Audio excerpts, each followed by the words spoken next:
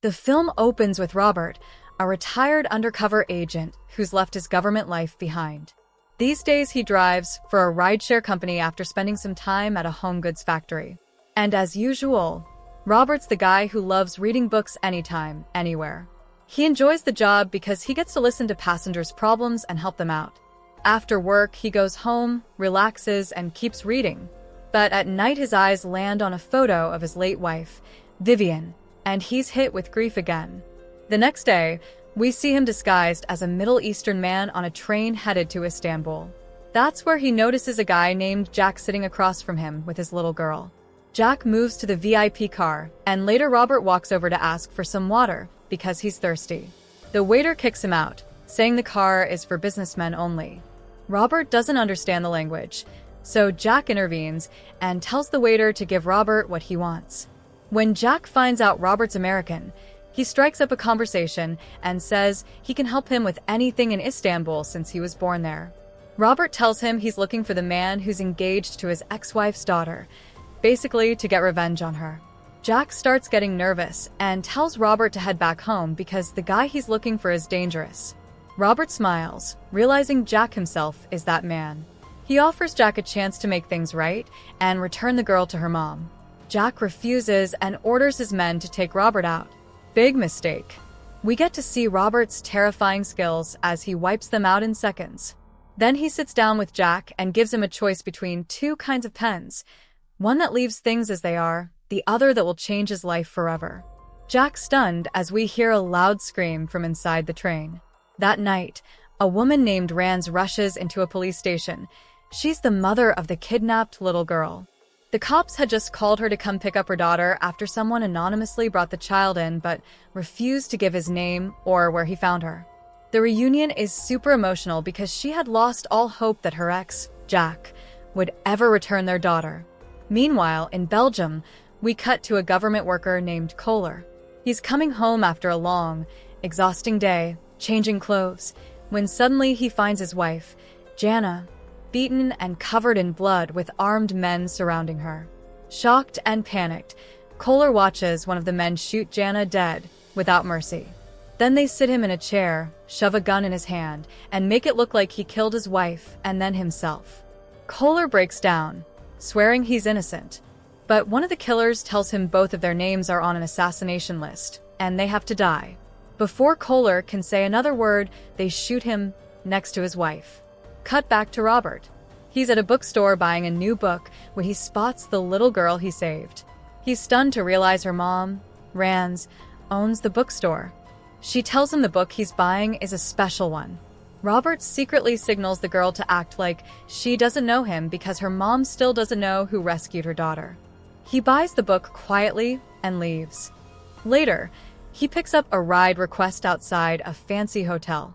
The girl who gets in his car is clearly wasted. Her companion, John, asks Robert to drive her home. Robert agrees, but on the way he notices she's crying so hard she's about to pass out.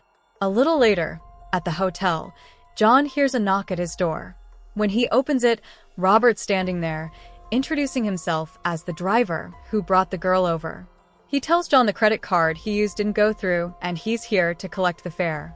John grabs another card, offers Robert the money plus a tip, thinking that will be the end of it. But Robert shocks him. The girl never made it home like John said. She collapsed, and at the hospital Robert learned she'd been assaulted. Calmly, Robert demands that John and his buddies hand over every photo and video they took of the attack, quietly, without making a scene. Instead, John locks the door, planning to rough Robert up. Big mistake number 2. Robert dismantles them all before anyone can even touch him. Then he forces one of them to call the cops and confess everything, snapping the guy's fingers as a parting message before walking out. When Robert gets back home, he notices the lights are on. He readies his weapon, expecting trouble, only to find his old friend Susan inside, waiting with his favorite dinner. They sit down together, reminiscing about old times. But when Vivian's name comes up, Robert gets quiet and sad. Susan tries to comfort him, telling him she and her husband, Brian, miss Vivian too because she was such a kind soul. After dinner, Robert drives Susan home, then heads back to his apartment to sleep. He's got work in the morning. The next morning, as Robert heads out, he notices that his neighbor Fatima's garden has been vandalized. Someone sprayed racist slurs on her house because she's Muslim. Upset, Robert decides to help her scrub the graffiti off.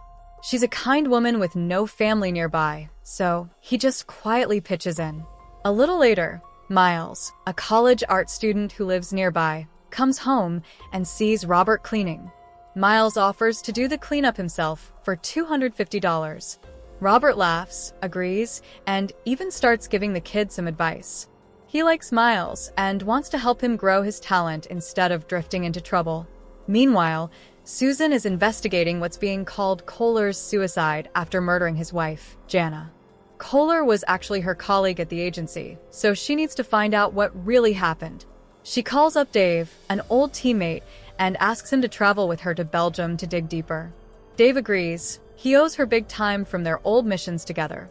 Back on Robert's side, he's giving a ride to his elderly friend Sammy, a regular passenger who's become close to him. Sammy excitedly tells Robert he's finally found proof to reclaim something stolen from his sister Magda decades ago. Robert's curious, so Sammy explains. When they were kids, her uncle gave her a valuable painting for her 12th birthday. Then the Civil War broke out, they got separated, and he lost track of her. 60 years later, he spotted that same painting being auctioned for $12 million. It's the only thing left of her memory. He's been trying to prove it's hers ever since. Robert is touched and promises to dig into whoever's selling the painting. That night, Robert meets with Brian and Susan for dinner. He gives Susan a sketch of the painting and asks her to find out who owns it. She agrees. The next day, she flies to Belgium with Dave to investigate the crime scene. When she's done, she heads back to her hotel and calls Robert, saying she's got info on the painting and will text him the details. Then she gets in the elevator with Dave to go up to her room. But as soon as Susan enters her room, two hitmen jump her. She fights back hard, even stabbing one of them with a knife, but they kill her without mercy. At that exact time, Robert's outside watching Miles paint over the cleaned wall, admiring the kid's skills. Suddenly his phone rings. It's Brian, telling him two criminals attacked Susan in Belgium and killed her. Robert is stunned. He drives like a madman to Brian's house, still not believing the news. When he arrives, he offers his condolences and swears he'll find the people responsible and make them pay. That same night, the killers who murdered Susan are hanging out at a friend's house doing drugs. They answer a phone call, and the bag of cash they took explodes, killing them all. Back at his place, Robert spends an entire day combing through the hotel's surveillance footage, trying to identify the men who killed Susan. Nothing. No solid leads. Frustrated, he decides to go meet Dave, Susan's old partner who was with her during the attack. When Dave sees Robert, he's shocked. He thought Robert was dead. He even buried him with his own hands. Robert calmly explains that he faked his death to get out of the agency and the violent world they were in. Then he asks Dave what he's found on Susan's murder. Dave says the killers died in an explosion at a friend's apartment and their faces were too mangled to identify. Robert immediately suspects Susan's murder is tied to Kohler's case. He heads home, pores over the case file, and starts reconstructing what happened. It all clicks. Kohler didn't kill himself. He and his wife were murdered, and the same crew killed Susan to keep their secrets. Robert calls Dave to point out a crucial detail. Kohler held the gun in his right hand, but the fatal shot came from the left. That means it was staged. Dave agrees to team up with him and continue investigating. Meanwhile, Robert notices two street thugs hanging out with Miles. He tails them, knowing their drug dealers will drag the kid down. At their hideout, Robert bursts in with a gun, orders Miles to leave quietly. Outside, Miles confesses his mom is sick and he needs money for her treatment. Robert snaps, telling him this path will destroy his future and probably kill his mother too. He drags Miles home, hands him a book, and tells him to read it. It will show him how to change his life. Miles is moved, apologizes for his attitude, and thanks Robert for steering him straight. Later, Robert picks up a passenger headed to the airport. Something about the man's behavior feels off. Robert takes an alternate route and is proven right. The guy pulls a knife to kill him. Robert fends him off, crashes the car, and kills him in self-defense. He then drives to a remote spot, tries to unlock the man's phone to see who sent him, but it's encrypted with military-grade security. He burns the car and body to erase the evidence. 2 days later, Robert visits Dave at his home, meeting his wife and 2 daughters. Over dinner, Dave admits someone tried to kill him 2 nights ago and shows Robert the assassin's encrypted phone. Just then, the phone rings. It's a saved contact, meaning Dave himself hired the killer. Robert freezes. Dave confesses. After Robert faked his death and vanished, the agency let them all go. Dave started freelancing assassinations for money. He was behind Kohler's murder, but he hadn't realized Kohler was Susan's colleague. When Susan got too close, he had no choice but to have her killed to cover his tracks. While Robert reels from this revelation, Dave takes him to meet his old hit squad. Robert smiles coldly and tells them he's going to kill every last one of them for murdering the woman he cared about most. Dave's wife gets ready to drive the kids to school. Robert asks her to drop him off too, not because he needs a ride, but to get her and the kids safely out of the danger zone. Meanwhile, Dave calls Brian, Susan's husband, pretending he's personally investigating the case and will soon find the killer. But at the same time, we see Dave's men heading toward Brian's house. Lucky for Brian, Robert has been watching. He snatches Brian away before the hit team arrives and hides him at a secure hotel. Back at Robert's place, Miles is working on a mural as a gift for him. Suddenly, he hears noises outside. Armed men are breaking into the house. Terrified, Miles calls Robert, who watches everything through the security cameras he's planted. Calmly, Robert tells Miles to go to the bookshelf in his bedroom, press a hidden button, and a secret room opens up.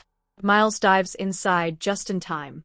Robert then calls Dave, telling him he's wasting his time because Robert isn't even home. Dave laughs and says that means he's close. To protect Miles, Robert gives up his location. Dave and his crew move out.